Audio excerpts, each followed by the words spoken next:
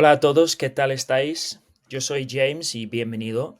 In this video, I'm going to talk you through the conjugation of parecer for every Spanish tense, and I'm going to do that within 5 minutes, okay? So you're going to get a synopsis of every single tense type for the verb parecer in Spanish, meaning to appear or to seem. If you're in Latin America, that you will say this like parecer with the s pronunciation for the letter C.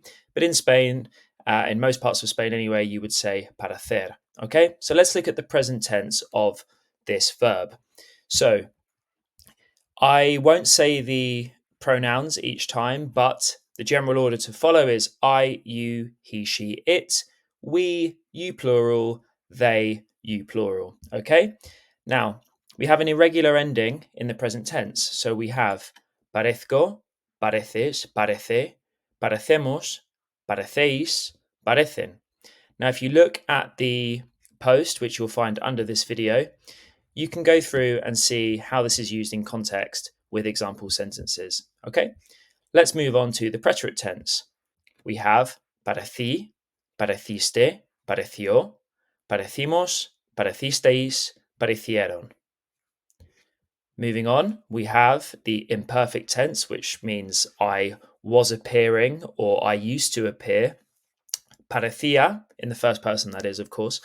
When conjugated, we have parecía, parecías, parecía, parecíamos, parecíais, parecían. Okay, here we can see when we use the imperfect tense with examples. Then we have the future tense, will appear or will seem.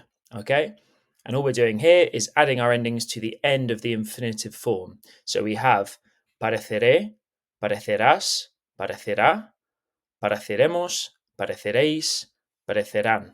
Make sure that your accent is always where the accent is. Make sure that the stress of the word when you pronounce it is the same as where the accent is. So it's not parecerán, it's parecerán. Okay?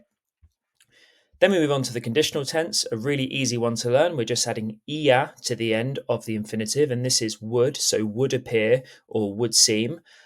Parecería, parecerías, parecería, pareceríamos, pareceríais, parecerían.